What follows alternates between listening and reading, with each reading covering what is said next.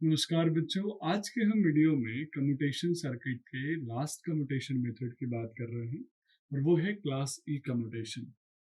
Class ई commutation को हम external pulse commutation भी बोलते हैं क्योंकि हम एक्सटर्नल पल्स यूज करते हैं, एडिशनल पल्स यूज करते हैं सर्किट के थ्रू, जिससे हम अपने डिवाइस को इफेक्टिवली टर्न ऑफ कर सके, ट्रिगर कर सके।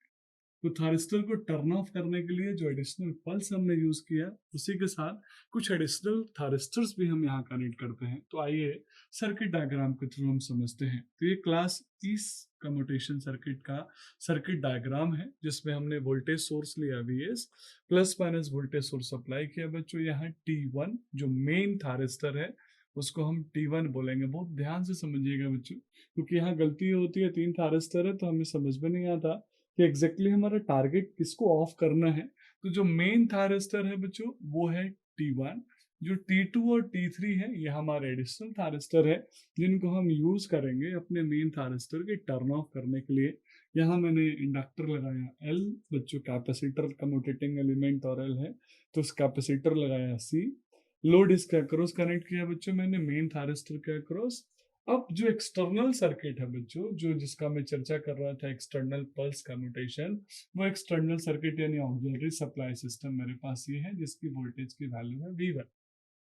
बहुत ध्यान से समझिएगा बच्चों, मेरे पास दो प्रकार का सर्किटरी है यहाँ पे। एक मेरा सप्लाई सर्किटरी है जो मेन सोर्स वोल्टेज है, और दूसरा मेरा auxiliary supply voltage circuitry system है, जिसके अंदर भी थारिस्टर लगे हैं और मेन सप्लाई सिस्टम के अंदर भी थारिस्टर लगे हैं। इन दोनों के बीचों बीच बच्चों मेरे पास कम्यूटेटिंग एलिमेंट लगा है, मेरा 2V1 और L। मैं यहाँ पे ऑक्सिलरी थारिस्टर का भी नाम रख सकता हूँ बच्चों, T2 T3 जो है ये कहीं ना कहीं मेरे मेन थारिस्टर को ऑफ करने के पर्पज से यहाँ पे यूज हो रहा है। तो कहीं कहीं बुक्स में इसको ऑक्सिलरी थारिस्टर के नाम से भी हम चर्चा करते हैं। तो बच्चों आइए अब हम इसकी वर्किंग को समझते हैं कि जो क्लास ई कम्यूटेशन है उसमें एक्सटर्नल पल्स कम्यूटेशन का क्या रोल है, प्लस ये कैपेसिटर में जो +2V1 वोल्टेज लिखा है ये कैसे आया, और कैसे कैपेसिटर और इंडक्टर कम्यूटेटिंग एलिमेंट मेरे मेन थारिस्टर T1 को टर्न ऑफ करा रहे हैं। बच्चों स्टेप नंबर 1 मैं यहाँ लेके चलता हूँ एट T=0 पे। मेरा T=0 पे T1 थारिस्टर ऑलरेडी ऑन है, वर्किंग मोड में है। कहीं कहीं मैंने अगर T=0 पे टी मेन थारिस्टर को ऑन किया, इसका मतलब ये नहीं कि वो उससे पहले ऑफ था, क्योंकि मेरा मेन थारिस्टर तो हमेशा ऑन ही रहता है, उसी को तो ऑफ कराना है। ये ऑक्सिलरी थारिस्टर के रिस्पेक्ट में हम टाइम की बात करते हैं, T=0 पे ऑन करना। तो बच्चों एक T=0 पे मैंने मेन अपने थारिस्टर को, जो मेरा T3 थारिस्टर था, इसको ऑन किया। जो T3 थारिस्टर जो मेरे एक्सटर्नल सप्लाई पल्स सर्किटरी से कनेक्टेड है। अब इसको ऑन करते ही बच्चों एक सर्किट क्रिएट होगा। वो सर्किट किसके किसके बीच में होगा, वो सर्किट क्रिएट होगा V1 T3 L और C। यहाँ देखिएगा V1 मेरा सप्लाई वोल्टेज, ये T3 यानी मेरा थारिस्टर, क्योंकि प्लस माइनस करते ही ये फॉरवर्ड बायस हो गया। फिर उसी तरीके से मेरा इंडक्टर और उसी तरीके से मेरा कैपेसिटर। तो इसी के अक्रॉस में मेरा कैपेसिटर बच्चों टर्मिनल चार्ज हो रहा है, और मेरा डिवाइस यानी एक इंटरनल सर्किटरी यहाँ पे डेवलप हो रही है, जो कि इस V1 T3 L और C के बीच में है, जिसको हम ऑक्सिलरी सर्किट के नाम से भी जानते हैं। बच्चों यहाँ पे इस मेथड में, इस ड्यूरेशन में मेरा जो मेन कैपेसिटर है, जो मेरा कम्यूटेटिंग एलिमेंट है, वो चार्ज होगा, और उसकी चार्जिंग जो वोल्टेज होगी वो होगी ट्वाइस ऑफ इस ऑक्सिलरी वोल्टेज के बराबर 2V1।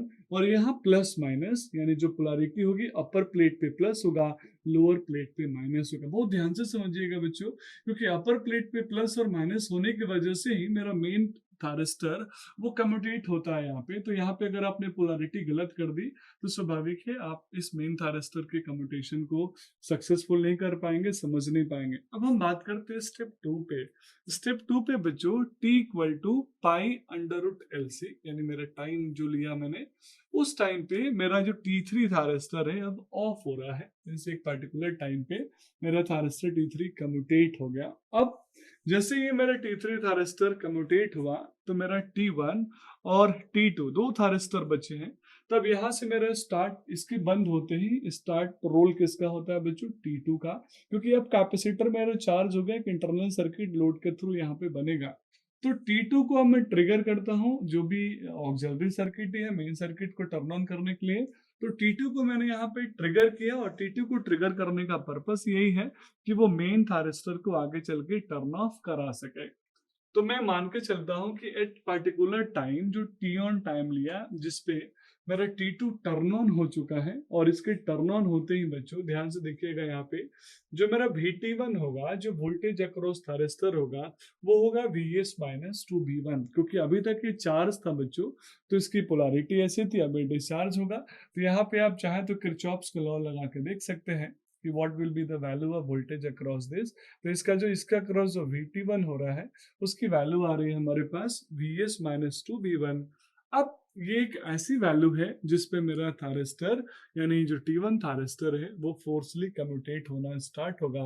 तो एट VT1 जब भी VT1 इसके अक्रॉस अपीयर होगा VS माइनस टू V1, क्योंकि सप्लाई वोल्टेज और ये ट्वाइस सब ऑक्सिलरी वोल्टेज की वैल्यू के बाद मेरा थारिस्टर T1 ऑफ होना चालू होता है।